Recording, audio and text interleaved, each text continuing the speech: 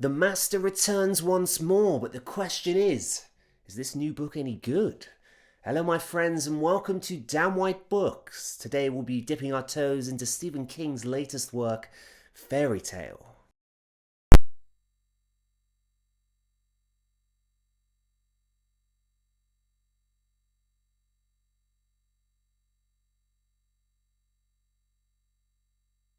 King manages to produce books at the same rate that a plant might yield fruit.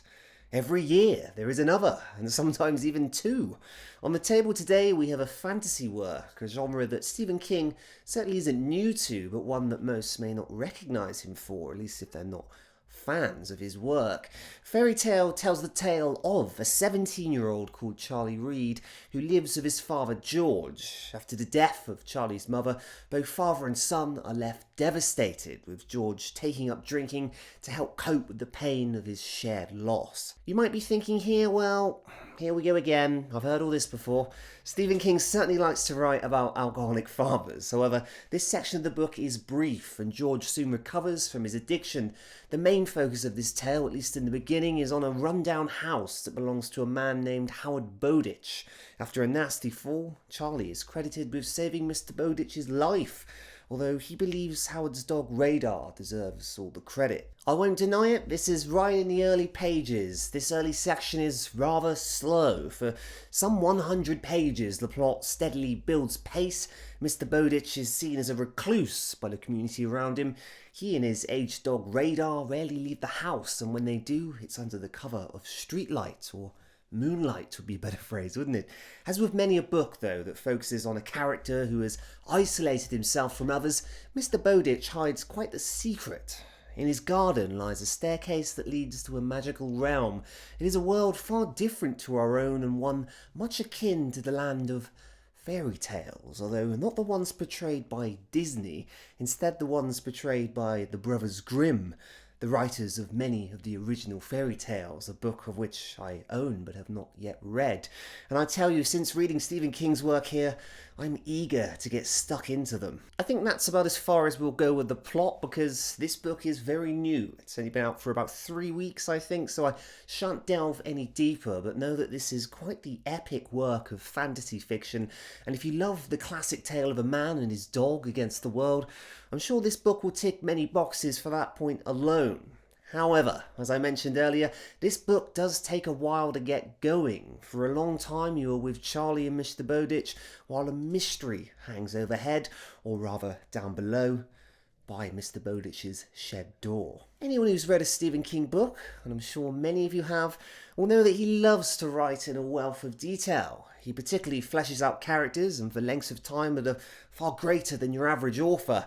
That is certainly true with this book, Fairy Tale, yet certain people, particularly in the final third of this book, are introduced very suddenly, and it can be difficult to identify with each of them. The plot is also very fluid, at least in regard to the pacing. While the start is slow, the middle and end veer very rapidly. To be honest, it really is like a character fulfilling quests in a video game, and no doubt this is done to represent the different influences that fairy tales have on this work. There are stories within stories, and too often does one tale merge into the next. Without a doubt, there are clear inspirations that can be drawn in this book from other works of fiction, and Mr. King certainly knows it. His central character Charlie Reed often talks about H.P. Lovecraft's The Necronomicon, one of my all-time favourite horror books, for which there is a review on this channel, and also of darker fairy tales. You'll have no doubt heard of them all. You can really tell that Stephen King, through his central character, is expressing his love for these darker stories. It will be obvious, even if not mentioned in this book, that certain parts pay tribute to the great H.P. Lovecraft and his cosmic horrors. In parts, this book gets very dark. Now, does Stephen King reach the level of terror that Lovecraft can evoke?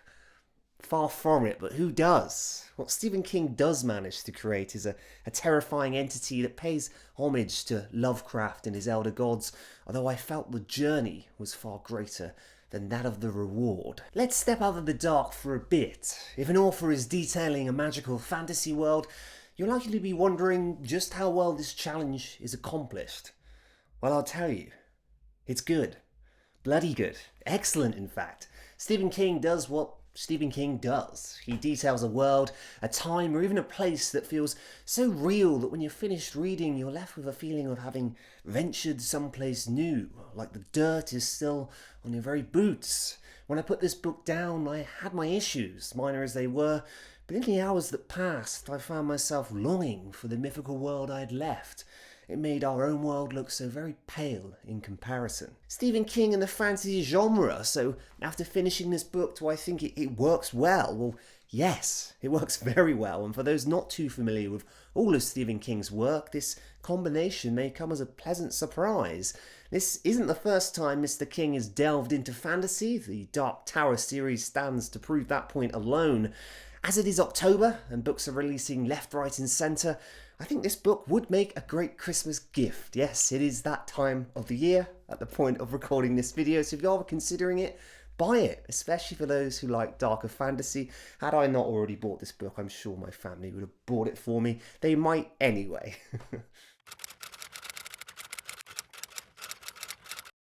This book is certainly a fairy tale, as the name would suggest, but less in the conventional sense and more in the original one. It is a world I miss, even now, and an adventure with less fluff, more grit, and a whole wealth of magical detail. When you're stuck into this book, much like its central character Charlie and his venture into the depths of the curious unknown, you're in another world, interacting with people under a night sky that to us appears impossible. So with all things considered, I'd rate this book a 90 out of 100. My friends, thank you very much for watching this book review. My next book will be on Richard Osman's third iteration of his murder mystery books, which is called The Bullet That Missed. I'm sure that's going to be a big seller this Christmas, so I will be reading that and reviewing it. It is a lot shorter than Mr. King's book here, so I'm hoping to have that done in 9 days, but don't hold me to it. I know I'm a bit late with this book review.